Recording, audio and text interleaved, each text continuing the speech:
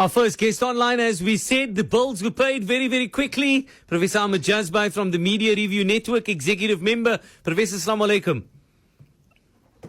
Walaikum salam. Shukran for having me. Jazakallah for joining us. Always good to have you on the show, Professor. Now, Al Jazeera, and I think probably for us, commemorating and upholding the value of women in South Africa, this Women's Month, this should be very pertinent to us right now. Al Jazeera reporting that UN Secretary General Antonio Guterres has put the Zionist entity on notice that the armed forces and security personnel could be listed among parties credibly suspected of committing sexual violence in conflict zones.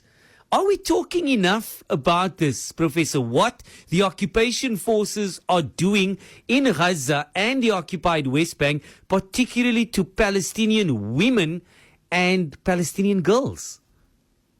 No, it most certainly we are not talking about it. In fact, it was Israel that used October 7th, 2023 as a pretext to accuse Hamas and other resistance movements of sexual violence. So now that it itself is in the dock with credible evidence, especially related to detainees or prisoners of war from Gaza, as well as those in the West Bank, and so on. So the tables have turned. It's both Russia and Israel, by the way, and Israel is now in its typical nonchalant way has dismissed this. And it still wants to revive this myth of sexual violence on October 7th, whilst it is in fact perpetrating some of the most gruesome acts of sexual violence on women, on children, on men as well, not just women.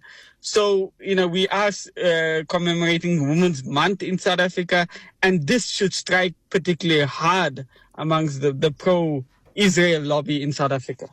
Again, Professor, we had this chat a couple of minutes ago, Kauthar and I, about the severity of sexual violence perpetrated against Palestinian women and girls by the occupation forces has become so severe, so pronounced.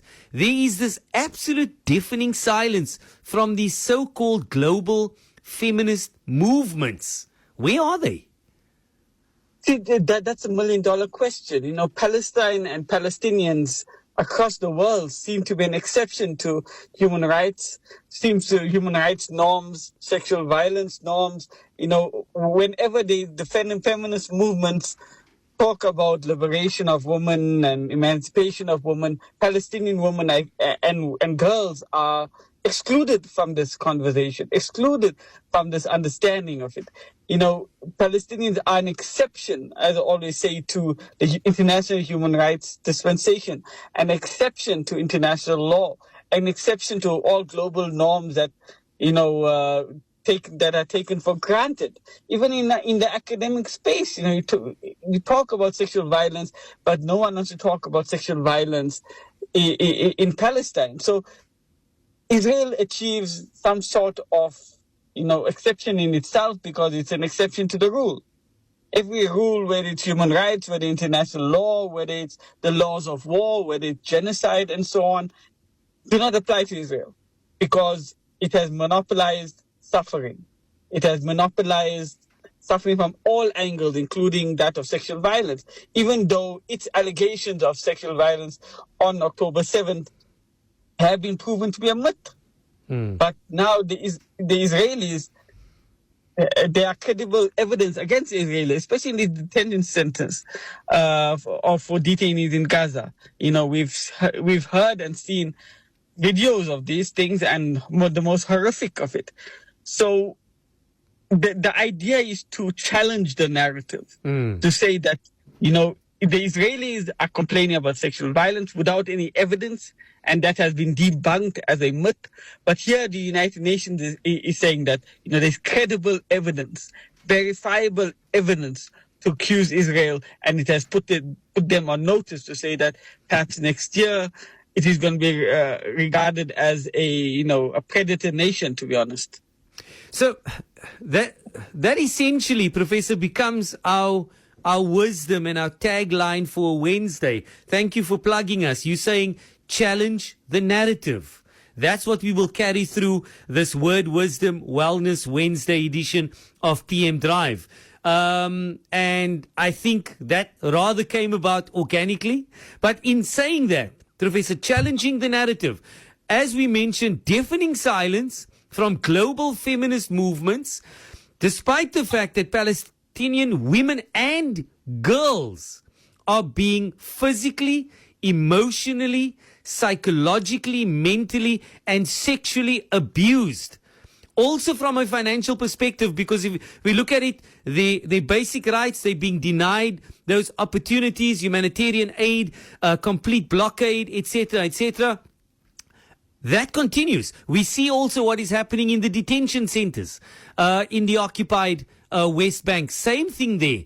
Palestinians that are being detained illegally are also facing harsh sexual, physical, emotional, and psychological abuse. So this wisdom that you related to us now, Professor, challenging the narrative. What should we do, in conclusion, in South Africa to become more proactive?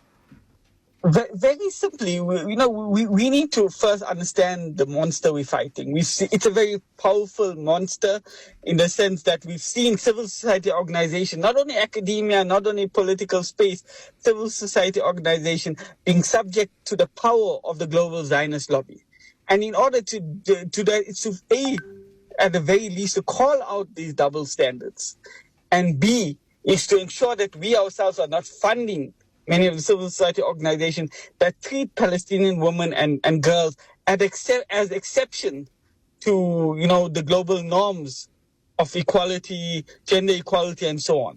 It must be equality for all or equality for none. Nobody can be an exception to gender rights and so on. We need to call it out and to support any groups that are fighting to call it out, fighting to ensure that the plight of Palestinian women and girls, the sexual violence that has been meting out to them systemically, by the way, not just acts of sexual violence, but systemically, it's the system of Zionism that is a problem, to ensure that we elevate those voices. So delegitimize the current narrative and elevate alternative voices that seek to include Palestinian women and girls in the global fight against sexual violence against women and children. Very powerful indeed. Systemic.